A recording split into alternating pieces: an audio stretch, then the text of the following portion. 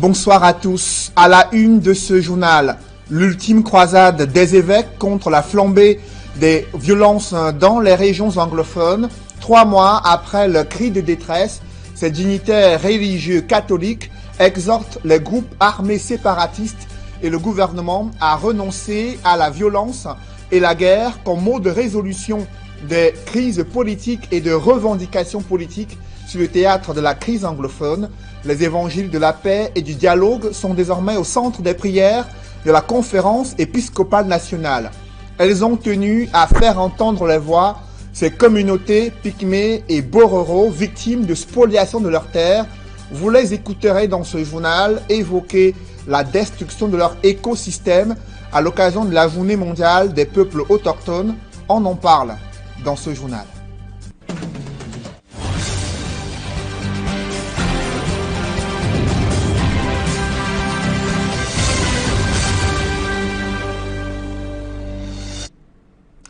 Merci de suivre cette édition complète de l'information sur Equinox Télévision. Clarence Seedorf et Patrick Kluivert sont désormais au Cameroun. Les 2 techniciens néerlandais doivent signer ce soir leur contrat avec l'équipe nationale de football. Ils sont désormais sélectionneurs, entraîneurs des Lions indomptables du Cameroun. Joël Essenge et Ike Cyril ont suivi les premiers pas de ces 2 techniciens néerlandais entre la FECAFOOT et le ministère des Sports. Reportage. Après son arrivée à 2h45 et son installation à l'hôtel Hilton de Yaoundé, Clarence Seedorf a eu le temps de mettre de nouveaux vêtements et de venir accueillir Patrick Kluivert. L'avion du coach adjoint des Lions indomptables du Cameroun a atterri à l'aéroport international de Yaoundé-Simalène à 11h45. Aux côtés de Clarence Seedorf, pour l'accueil, le président et les autres membres du comité de normalisation de la Fédération camerounaise de football.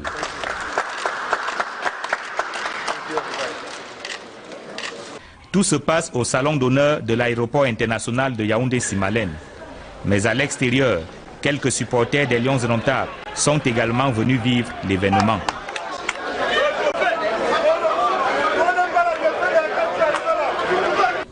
Clarence Seedorf et Patrick Kluivert sont désormais tous les 2 au Cameroun.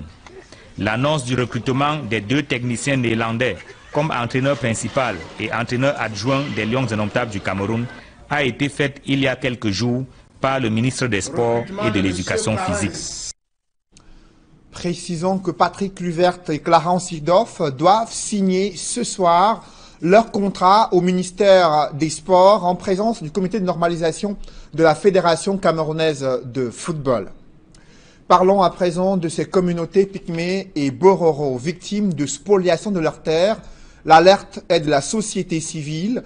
Elle déplore le fait que ces communautés minoritaires n'ont presque plus d'espace de vie pour pouvoir mener leurs activités de subsistance. Une telle injustice qui revient en surface en ce jour de célébration des peuples autochtones. Évocation avec Emmanuel Diop et Marcelin Gansop.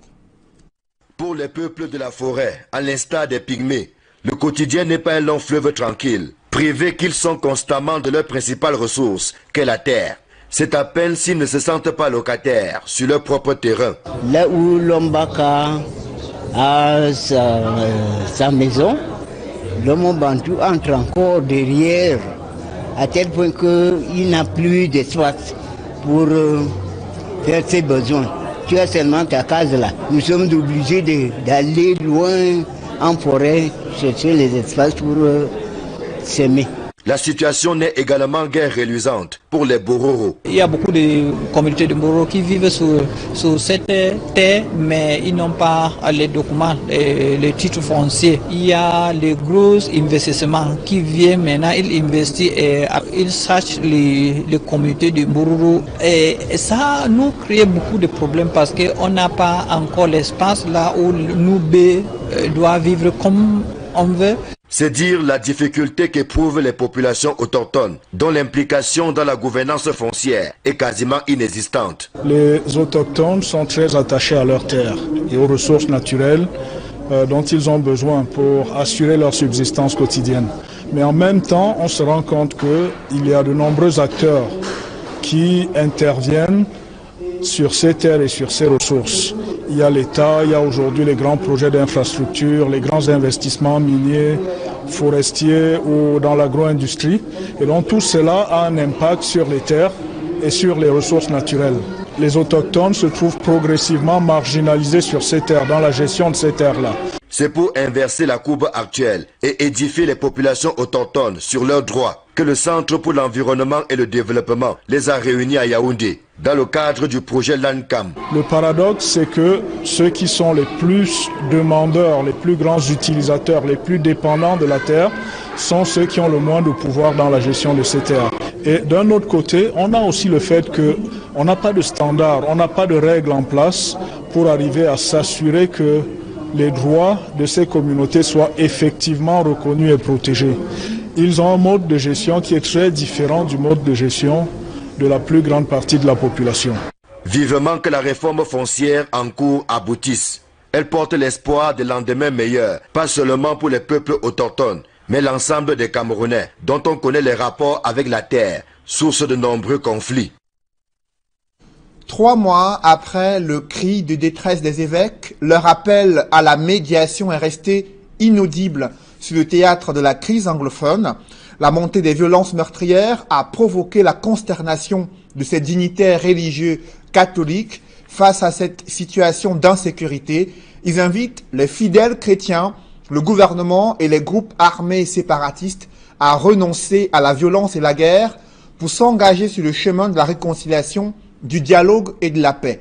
D'autres précisions avec Donald Brice Kamgan. Le message des prélats catholiques apparaît comme une photographie de l'exacerbation actuelle des violences dans le nord-ouest et le sud-ouest. Les affrontements récurrents entre forces de sécurité et activistes séparatistes avec leurs corollaires sont précisément décrits. Certains villages se sont vidés de leur population, prise entre les bandes armées et les sécessionnistes qui sèment la terreur et les forces de défense nationale qui ont pour mission d'assurer l'ordre et la sécurité. Des violences qui coûtent la vie aux forces de sécurité et aux populations et n'épargnent pas les hommes d'église. La conférence épiscopale nationale du Cameroun rappelle l'assassinat le 20 juillet dernier du curé de la paroisse Sacré-Cœur de Bomaka dans la région du sud-ouest. Le crime survient à peine un an après l'assassinat de Monseigneur Jean-Marie Benoît Mbala, auquel s'ajoute une longue liste d'évêques et prêtres tués au Cameroun, rappelle l'Église catholique. Les évêques demandent l'ouverture d'une enquête en vue de sanctionner les meurtriers du curé de Bomaka. La conférence épiscopale nationale recuse la violence et la guerre comme mode de revendication politique et de résolution de la crise. Mais peu importe ses auteurs, la violence est rejetée par l'Église. Nous dénonçons et condamnons encore une fois de plus les actes de violence d'où qu'ils viennent, qui ne peuvent que susciter reprobation et indignation. Quelle solution donc à la crise qui s'enlise? La conférence épiscopale nationale du Cameroun réitère une proposition déjà faite le 16 mai dernier. Nous estimons qu'une médiation s'impose maintenant pour une sortie de crise. Épargnons notre pays, le Cameroun, d'une guerre inutile et sans fondement. Le message de 3 pages a été publié mardi au terme d'une session du Conseil permanent de la Conférence épiscopale nationale du Cameroun. Et sur le théâtre de la crise anglophone, plusieurs administrations publiques sont désertes. Les agents de l'État ont fui ces violences meurtrières dans les différentes régions anglophones et le préfet de la Mémé somme ces agents publics de retourner à leur service. Il estime que la situation est assez stable et que le climat social et sécuritaire est désormais garanti par la présence des forces de sécurité. Des précisions avec Sylvestre Hippolyte Zangao. Suite aux plaintes des usagers, des services publics du département de la Mémé, qui font face à l'absence des personnels et des responsables dans plusieurs délégations, le préfet de la Mémé, Chamberlain Toundon, a entrepris d'effectuer une descente inopinée. Ici, à la délégation départementale de l'agriculture et du développement rural, c'est un bâtiment fantôme que trouve le préfet. Les portes sont barricadées par l'ombre d'une arme. Les herbes ici n'ont visiblement pas été coupées depuis longtemps. Dans les autres délégations départementales, le préfet de la Mémé trouve certes des hommes et des femmes à leur poste, mais beaucoup sont absents, surtout les délégués départementaux. Si les justificatifs de ces absences n'étaient pas connus au passage du préfet, il faut signaler que plusieurs de ses collaborateurs ont souvent démontré leur crainte suite aux affrontements entre l'armée et les sécessionnistes dans plusieurs localités de la Mémé. Mais pour le prophète Chamberlain Toundong, aucune absence non justifiée ne sera tolérée. Les populations se rendent dans ces bureaux, il n'y a personne. Les populations sollicitent des services personnels disponibles à s'occuper d'elles. C'est pour ça que j'ai pris la décision d'y aller de façon inopprimée. Sur environ 17 délégations départementales que nous avons ici dans le département de la Mémé, on a retrouvé à peu près 4 délégués disponibles. Ce que moi je trouve exagérément grave. Il est vrai que 2 ou 3 ont pris permission auprès du préfet que je suis, mais les autres qui ne l'ont pas fait et qui ne peuvent pas justifier leur absence au poste seront sanctionnés conformément à la loi. Face à cette situation, plusieurs habitants du département de la Mémé sont contraints d'aller dans d'autres villes pour accéder aux services publics. Considéré comme le cimetière des fonctionnaires, le ministère de la fonction publique et la réforme administrative veut soigner son image.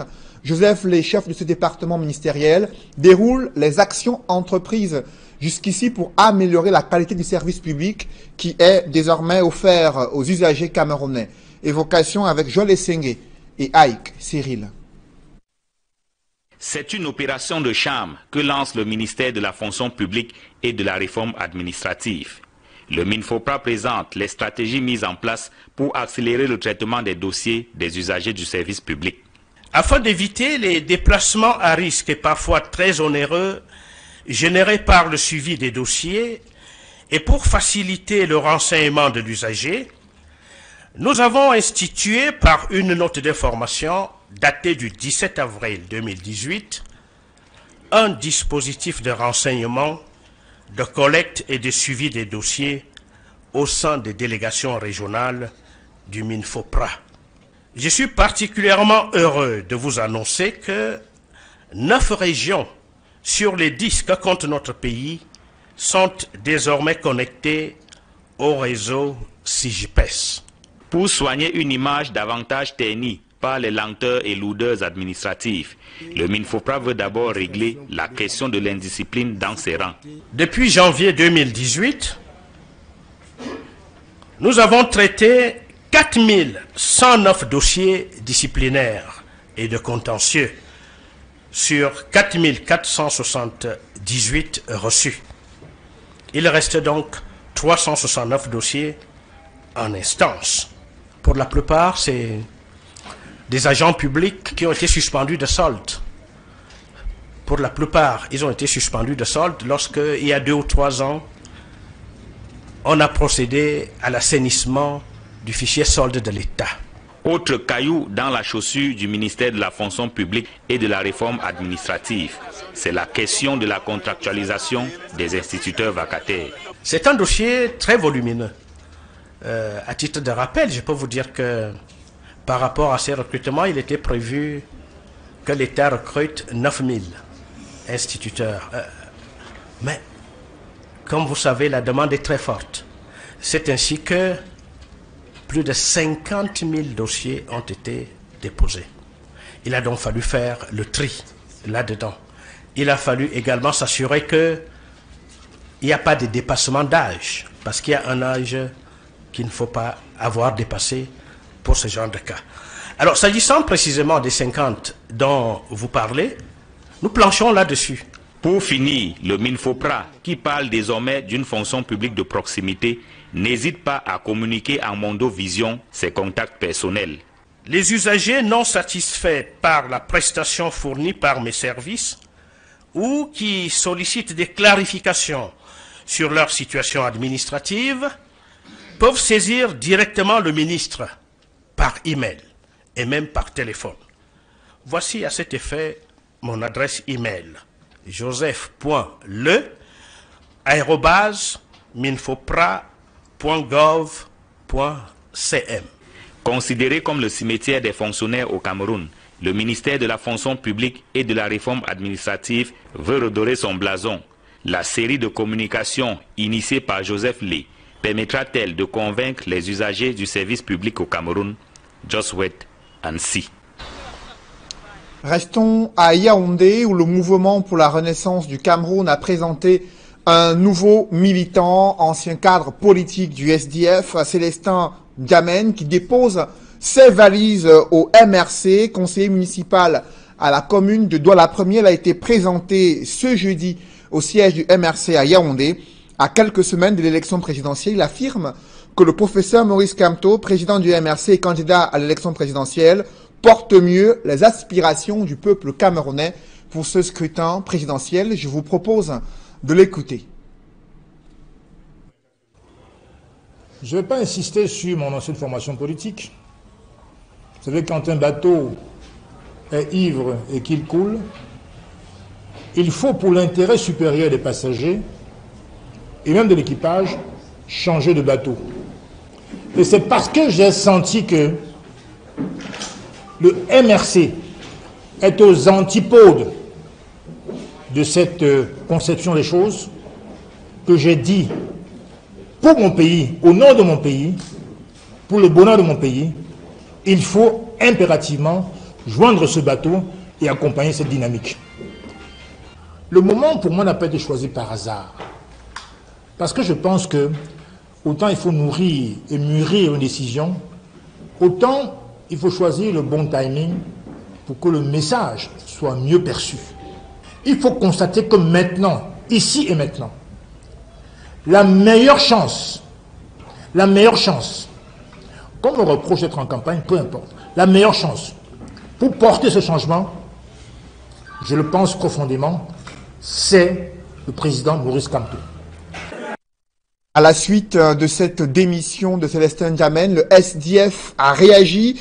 Ce parti politique a pris acte de cette décision de Célestin Djamène et affirme qu'aucune structure du SDF ne saurait être affectée par le départ de ce militant de base du SDF qui reste engagé dans sa conquête du pouvoir de la magistrature suprême avec son candidat Joshua aussi. Parlons à présent de la production de cacao qui est en nette progression au Cameroun.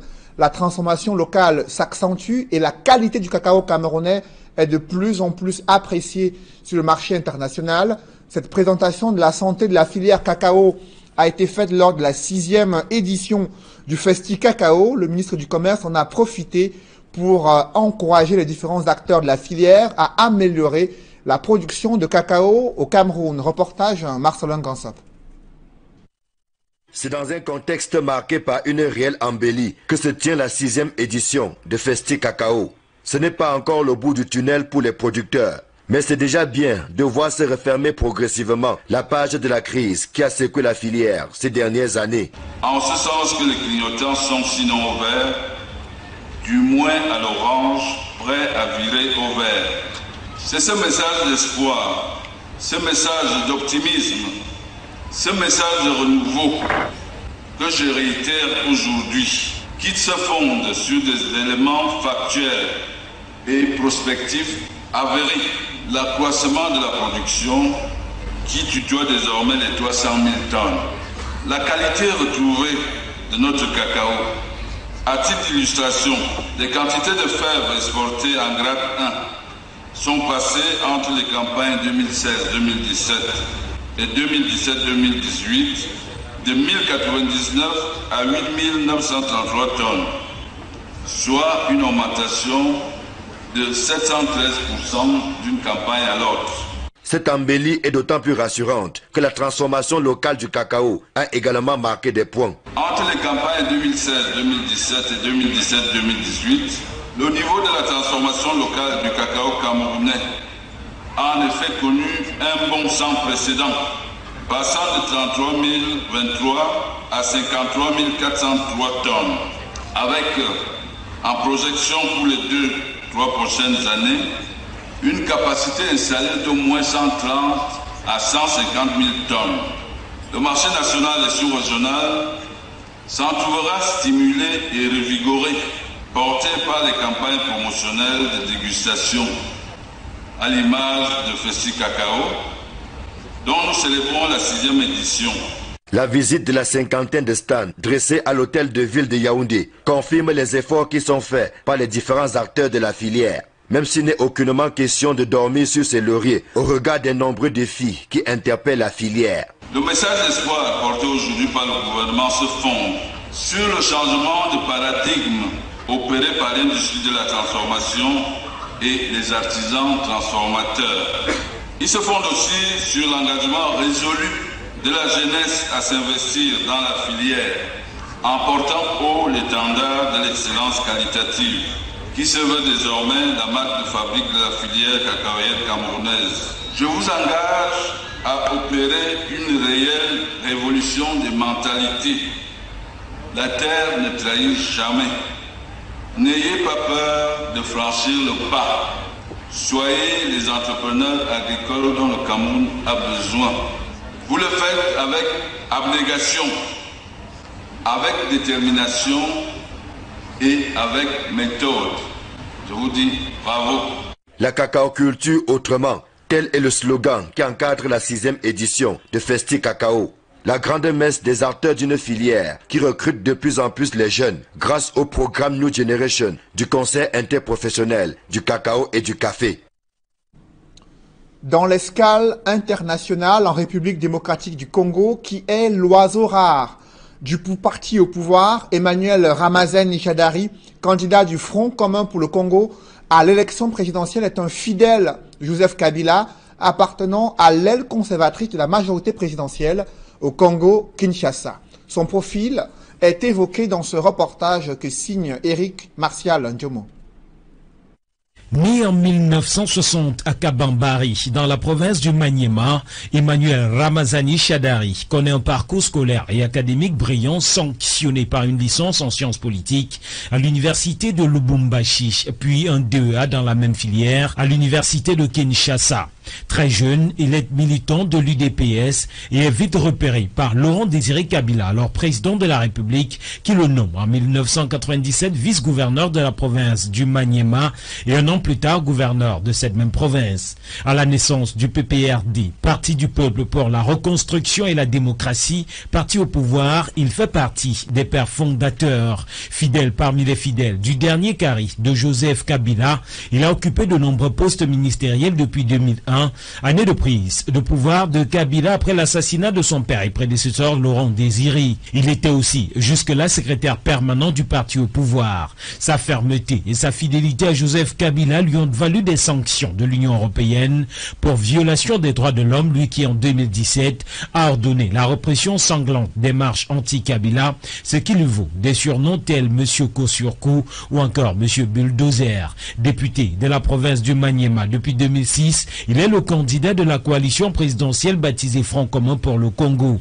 Il devra, pour remplacer Joseph Kabila à la tête de l'État, prendre le dessus sur des challengers tels Jean-Pierre Bemba ou Félix Tshisekedi et Vital Kimere. L'on parle de plus en plus d'une coalition de l'opposition contre Emmanuel Ramazani Shadary. L'élection présidentielle en République démocratique du Congo se déroulera le 23 décembre prochain. Mesdames, messieurs, c'est la fin de ce journal. Merci de l'avoir suivi. Juste après cette édition de 20h, Serge Alain Autou et ses invités font le débrief du journal sur le plateau d'Equinox Soir. Serge Alain. Cédric Mouffelé, merci. Le MRC recrute Célestin Diamène. Et vous avez suivi ses motivations politiques à rejoindre cette nouvelle formation politique, le mouvement pour la renaissance du Cameroun, mais aussi la réaction du SDF qui estime que c'est un non-événement, le départ d'un militant de base qui n'affecte en rien ces différentes structures du SDF, désormais engagées dans cette conquête du pouvoir au moment où l'un de ces militants quitte le bateau. Le préfet de la Mémé qui fait le tour des services publics à Kumba et promet des sanctions